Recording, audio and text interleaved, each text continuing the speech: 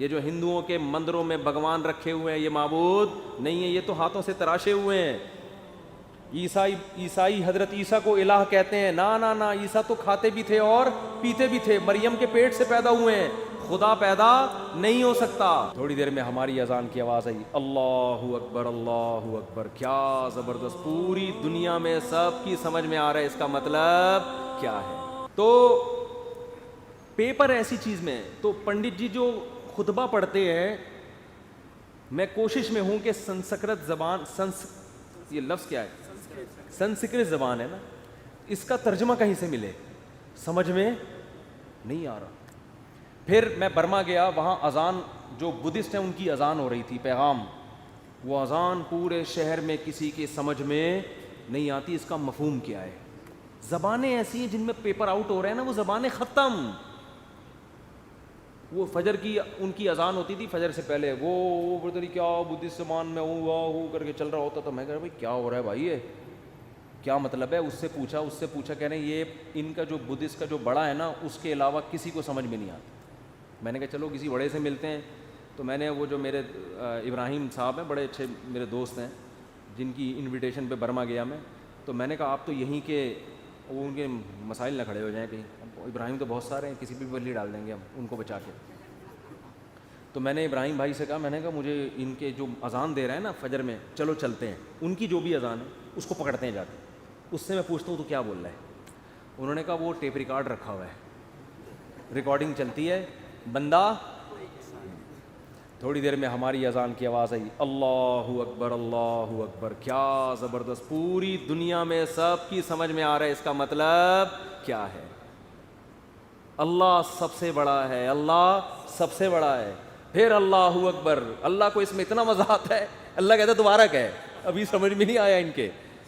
اللہ اکبر اللہ اکبر, اشہد ان لا الہ الا اللہ.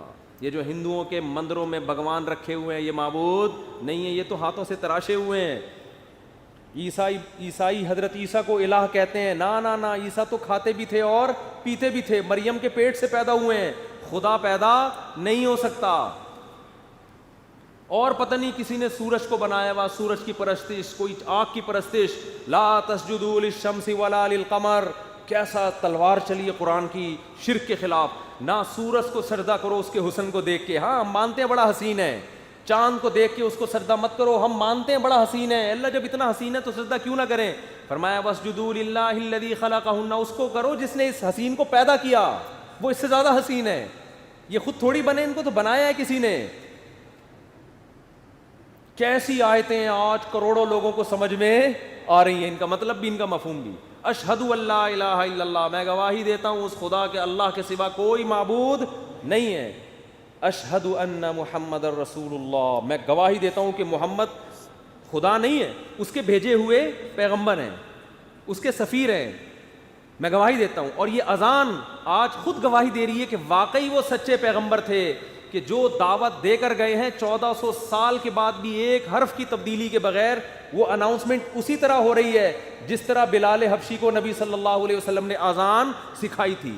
بالکل A to Z اسی طرح اذان دی جا رہی ہے. اور جیسے 1400 سال پہلے حضرت بلال جب اشہد ان لا الہ الا اللہ کہا کرتے تھے تو پبلک کو مطلب سمجھ میں آتا تھا.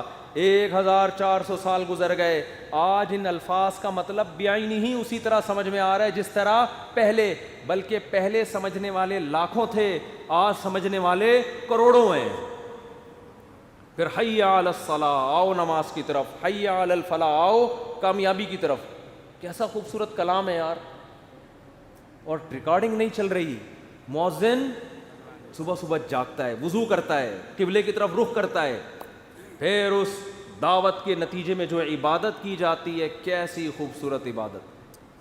آپ چرچوں میں جا کے دیکھو, ڈیسک نظر آئیں گے, خوبصورتی نظر آئے گی, فانوس نظر آئیں گے, پادری کا بڑا خوبصورت لباس نظر آئے گا, گھنٹیاں نظر آئیں گی, گیت نظر آئیں گے. وہ روحانیت نہیں ملے گی جو آپ کو مسجد میں امام, میں انہی سول کپڑوں میں ہر جگہ جاتا ہوں, فجر بھی اسی میں, ظہر بھی اسی میں, عصر بھی اسی میں, مغرب بھی اسی میں, عشاء بھی اسی میں, شادی بھی اسی میں. ایک دفعہ شادی ہوئی تھی وہ بھی اسی میں, پھر ایک دفعہ شادی ہوئی وہ بھی اسی. ایک دفعہ مجھے کسی نے کہا کہ میں آپ کے سسر کو دعوت میں بلانا چاہتا ہوں. میں نے کہا کون سے والے؟ وہ ہمارے ریلیٹیو. میں نے کہا یار تمہارے ساتھ یہ مسئلہ نہیں ختم. کون سے والے یار؟ اب پھر کسی کو بھی لے آؤ. تو یہ تو ایسے ہی درمیان میں آ گئی تھی ایک بات. اصل موضوع یہ نہیں ہے. تو ان کے لباس دیکھو, ہمارے مذہبی رہنماؤں کے لباس وہی ہیں جو عوام کے لباس. کوئی الگ سے لباس بھائی یہ پگڑی تو تبلیغ والے بھی پہنتے ہیں نا, یہ بھی پہنتے ہیں. یہ کرتے شلوار تو ہمارے یہاں کلی والا, یہ تو کلی والا کرتا میں نے لوگوں سے ہی سیکھا ہے. پھر علماء کو دیکھا سب پہنتے ہیں تو اور محبت پیدا ہو گئی. تو وہی سادہ وہی سب کچھ. مسجد میں آؤ, مصلی پہ امام کھڑا ہو جائے گا, پیچھے لوگ, کوئی گیت نہیں, کوئی میوزک نہیں, مسجد میں کوئی تصویریں نہیں ہوتی. باوضو ہو کے مسواک کر کے صبح صبح, کیسا نورانیت کا ٹائم ہے. امام کیا کہتے ہیں؟ اللہ اکبر. یہ زبان سمجھ میں آتی ہے لوگوں کو کہ نہیں آتی؟ کروڑوں لوگوں کو سمجھ میں آیا کہ امام نے کیا الفاظ کہے ہیں. پھر الحمدللہ رب العالمین. حرم کی تراویح سنو, تمام تعریفیں اس اللہ کے لیے جو تمام جہانوں کا پالنے والا. 5 لاکھ کا مجمع پیچھے شیخ سدیس کے پیچھے ہاتھ باندھ کے کھڑا ہوا ہوتا ہے. 5 لاکھ تو یہ ہیں, اور 5 کروڑ اپنے اپنے گھروں میں ٹی وی میں دیکھ رہے ہیں. ان کو بھی سمجھ میں آ رہا ہے کیا کہہ رہے ہیں یہ. زندہ زبان. تو یہ ایسا پیپر ہے جس کا ایک ایک لفظ سمجھ میں آ رہا ہے. اگر آپ کو نہیں آ رہا تو آپ سینکڑوں لوگوں سے پوچھ سکتے ہو, میچ کر سکتے ہو. سمجھ میں آ رہی ہے بات؟ تو یہ پیپر ہے جو اناؤنس ہوا ہے. اس کے علاوہ جو پیپر اناؤنس ہوئے ہیں آخرت میں تیاری کے لیے, ان کی زبانیں ایسی ہیں کہ پنڈت جی سے پوچھتے ہوئے ڈر لگ رہا ہوتا ہے کہ تھپڑ نہ مار دیں گے کہ کیا پوچھ رہے ہیں مجھ سے. تو پنڈت جی تو خطبہ پڑھ رہے تھے نا بڑے زبردست. تو مجھے نہیں سمجھ میں آتا بھائی تم کیا کر رہے ہو, ان کو پیسے کم دے رہے ہیں تمہیں, اس پہ غصہ دلا رہے ہو یار, پوری فیس دینا بھائی. وہ پہ میں لطیفہ سنا رہا تھا ایک چٹکلا. ایک گاؤں دیہات میں نا لوگوں کو قرآن بالکل نہیں آتا تھا, بالکل فارغ تھے وہ. گاؤں دیہات والوں کے جہاں تعلیم نہیں بھی ہے نا تو وہاں شوق بہت ہوتا ہے ان کو, کوئی بھی عربی سکھا دے, قرآن پڑھ لے, تراویح پڑھا دے. تراویحوں میں گاؤں دیہات میں امام کو بڑے دودھ جلیبی کھانے کو دی جاتی ہے. تو اب ایک لالچی آدمی پہنچ گیا, اس کو قرآن آتا نہیں تھا. اس نے کہا ان کو کون سا آتا ہے, تو تراویح پڑھا لو, پیسے ویسے مل جائیں گے, کھانا پینا اچھا ہو جائے گا. تو وہ کھڑا ہو گیا نا, اور اس نے عربی کی گردانیں یاد کی ہوئی تھی کچھ, ضرب یضرب ضربن, عربی گرامر کی نا کچھ گردانیں یاد تھی.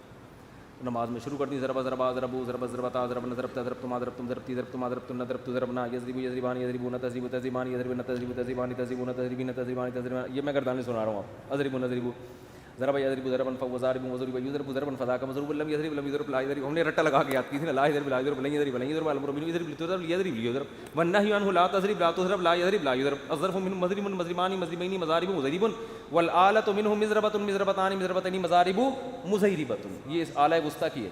پھر اس میں تفضیل اضرب و ضربان ضربون اضربین اضارب اضرب, مؤنث کی ضربا ضربیان ضربین ضربیات ضرب ضریبہ, اور فعل تعجب کی ما ضربہ اضرب بھی وضربہ. یہ جو گردانیں ہیں نا ان کا میں نے 1% سنایا ہے آپ کو. اگر میں شروع ہو جاؤں نا 3 گھنٹے میں گردانیں ختم ہوں گی. جو مدرسوں میں محنت کرائی جاتی ہے طلبہ کو عربی گرامر کے لیے, ایسے رٹے لگوائے جاتے ہیں, تو یہ 1% سنائی ہوگی, بھی 99% باقی ہے. تو اس نے کیا کیا, گردانیں پڑھنا, ضربہ ضربہ ضربو ضربہ ضربہ. پیچھے پبلک تو یار بڑا پکا یاد ہے, قرآن بڑا پکا یاد ہے. ایک اتفاق سے حافظ آ گیا پیچھے, اس کو نہیں پتا تھا پیچھے ایک حافظ آ گیا. حافظ نے اس کو لقمہ دینا شروع کیا, تو یہ حافظ کو کہتا ہے اسکت, چپ ہو جا, نصف لی و نصف لک. جب تراویح کے بعد پیسے ملیں گے آدھے آدھے کر لیں گے, عربی میں چپ کر کے کھڑا ہو. تو بھائی جب کسی کو زبان ہی نہ آئے تو آپ کچھ بھی پڑھ لو. تو اب ہم ہندوؤں سے پوچھتے ہیں بھائی جو آپ نکاح میں خطبہ اپنا پڑھتے ہو تھوڑا سا ترجمہ کر کے ہمیں بتا دو, یا ہمیں نہیں ہندوؤں کو ہی بتا دو, تاکہ ہندو جب شادی کرنے کے لیے آئیں ان کو پتا ہو پنڈت جی ہمیں کیا کیا ہوگی. زبان تو ہے, بہرحال ترجمہ بھی ہوگا, وہ گالیاں والی نہیں, تو میں مذاق کر رہا ہوں.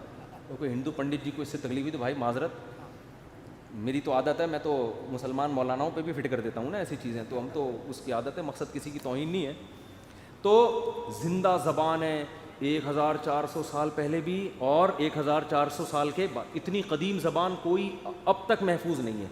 حتیٰ کہ ایک انگریز نے یہ بات لکھی ہے کہ اگر کوئی اپنی ریسرچ کو ہزاروں سال کے لیے محفوظ رکھنا چاہتا ہے کہ جیسے آج اگر میں کوئی کتاب لکھوں تو 1000 سال کے بعد بھی ایسے سمجھی جائے جیسے آج، تو ایسے سائنٹسٹ کے پاس، ایسے فلاسفر کے پاس، ایسے اسکالر کے پاس عربی زبان کے علاوہ کوئی اور آپشن نہیں ہے. بات آ رہی ہے سمجھ میں؟ اس نے کہا جو آج انگلش ہے 100 سال کے بعد چینج. یہی وجہ کہ آج سے 150-200 سال پرانی انگلش کی کتابیں آج کے امریکنز کو، جو بچے ہیں نا، ان کو سمجھ میں نہیں آتی، اور آج کی انگلش 200-250 سال کے بعد نہیں آئے گی. آج 100 سال پرانی اردو اٹھا کے لاؤ، بہت سے لوگوں کو سمجھ میں نہیں آئے گی بھائی کیا کہہ رہے ہیں، بھائی یہ مرزا غالب کے کوئی رشتہ دار لگ رہے ہیں. آج سے 100 سال کے بعد اردو اور زیادہ چینج ہو چکی ہوگی. عربی میں ہم جو کتابیں طلبہ کو پڑھاتے ہیں وہ شروع ہی 1200-1300 سال پرانی شروع ہوتا ہے نصاب، بالکل ایسے سمجھ میں آتا ہے 2 اور 2 4 کی طرح. حتیٰ کہ نبی صلی اللہ علیہ وسلم کے والد اگر آج آ جائیں زندہ ہو کے اور وہ گپ شپ کریں، لوگوں سے کلام کریں، ان کی بات کو سمجھنے والے ہزاروں نہیں، لاکھوں نہیں، کروڑوں لوگ ہوں گے کہ یہ کیا کہہ رہے ہیں. لیکن اس دور میں زبان والا شخص آج آ جائے، ایک بندہ بھی آپ کو شاید نہ ملے جو اس کا مطلب سمجھ رہا ہو کہ یہ کیا بول رہا ہے. کچھ شاید کوئی یونیورسٹی میں کچھ چند اسکالرز ہوں جنہوں نے قدیم زبانوں پہ محنت کی ہوئی، وہ بھی چند ایک لوگ ہوں گے. تو بھائی آخرت پر اگر آپ یقین کرو گے، آخرت پر مانو گے کہ آخرت ہے، تو آپ کے پاس اسلام کے علاوہ آخرت کی تیاری کرنے کے لیے اسلام کے آپشن کے علاوہ کوئی آپشن ہے ہی نہیں. کیونکہ پیپر جس زبان میں سمجھ میں آتا ہے وہ اسلام نے ہی آؤٹ کیا ہے، اور پیپر کا جو طرز تحریر ہے اور جو اس میں سوالات ہیں وہ سوالات بتا رہے ہیں کہ یہ واقعی کسی سمجھدار نے، کسی ایسی ذات نے اناؤنس کیا ہے جو پیپر بنانے کی اہل ہے. اس میں سوالات بھی متعین، جواب بھی بتا دیا، اور ایسے جوابات ہیں جو فطرت کو اپیل بھی کرتے ہیں.